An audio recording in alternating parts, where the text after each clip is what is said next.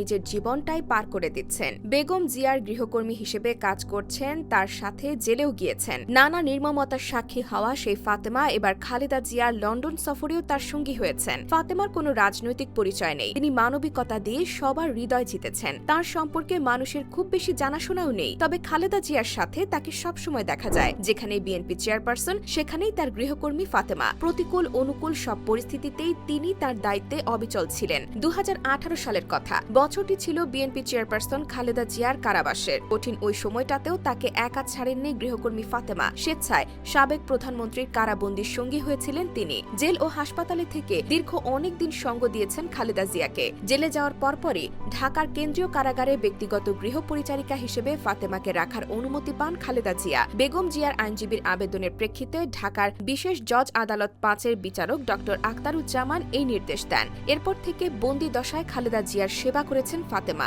এ নিয়ে গণমাধ্যমে হয়েছিল নানা আলোচনা। খোদ সাবেক প্রধানমন্ত্রী শেখ হাসিনাও ফাতেমাকে নিয়ে কথা বলেছিলেন, তবু নিজের কাজ থেকে সরে আসেননি ফাতেমা। প্রাণঘাতী করোনা ভাইরাসের মধ্যেও বঙ্গবন্ধু শেখ মুজিব মেডিকেল বিশ্ববিদ্যালয়ে খালেদা জিয়ার সঙ্গে একই কেবিনে থেকেছিলেন। নানা রোগে আক্রান্ত বেগম জিয়াকে সহায়তা করেছিলেন। তাকে বাথরুমে ধরে নিয়ে যাওয়া থেকে মুখে তুলে ওষুধ খাওয়ার কাজ করেছেন। চিকিৎসকদের দেওয়া তথ্য মতে অসুস্থতার মধ্যেও বেগম জিয়া রোজা রাখতেন, তবে হাসপাতালের দেওয়া খাবার খেতেন না। তাই ফাতেমাই পছন্দের ইফতার তৈরি করে তাকে খাওয়াতেন। জিয়া পরিবারের সাথে ফাতেমার সম্পর্কটা আরও আগের। তিনি শুধু গৃহকর্মী বা সেবিকাই নন, যেন ওই পরিবারেরই অংশ। ঢাকার গুলশানের বাসা থেকে যখন দুর্নীতি মামলায় রায় শুনতে আদালতে গিয়েছিলেন খালেদা জিয়া, তখনও গাড়িতে তার সঙ্গী ছিলেন ফাতেমা। সেখান থেকে জেল হয়ে বিএনপি চেয়ারপারসনকে যখন শর্ত সাপেক্ষে মুক্তি দেওয়ার সিদ্ধান্ত হয়, তখনও তিনি ছিলেন। মুক্তির পর বিএনপি নেত্রীর জন্য প্রস্তুত করা হয় ফিরোজা বাসভবনটি। খালেদা জিয়ার সঙ্গে ফাতেমাও উঠেছিলেন সেই বাসায়। নিজের রাজনীতিতে যুক্ত না থাকলেও রাজনীতির নেতিবাচক প্রভাব পড়েছিল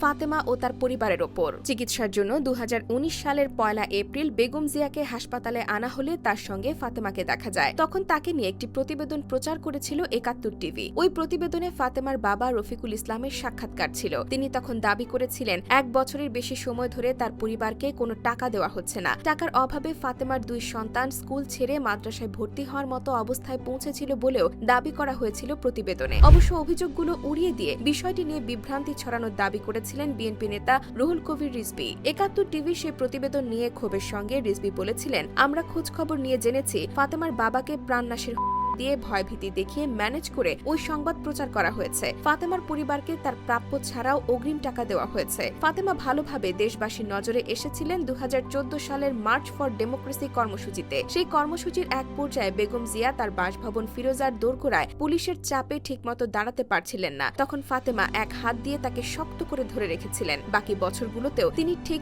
সেইভাবেই শক্ত হাতে খালেদা জিয়াকে আগলে রেখেছেন। নানা অসুস্থতায় বন্দি দশার সেই কঠিন দিনগুলোতে যখন তার সেবা করার কেউ ছিল না, তখন ফাতেমাই ডাক্তার রূপে সেবা শুশ্রূষা দিয়েছেন। দুঃসহ সময়গুলো পার করার পর এখন খালেদা জিয়া ও ফাতেমা দুজনেই মুক্ত বাতাসে নিঃশ্বাস নিচ্ছেন। খালেদা জিয়ার প্রতি ফাতেমার এই দরদ কৃতজ্ঞতার থেকেও বেশি কিছু, যেন অকৃত্রিম ভালোবাসার এক অপরূপ নিদর্শন।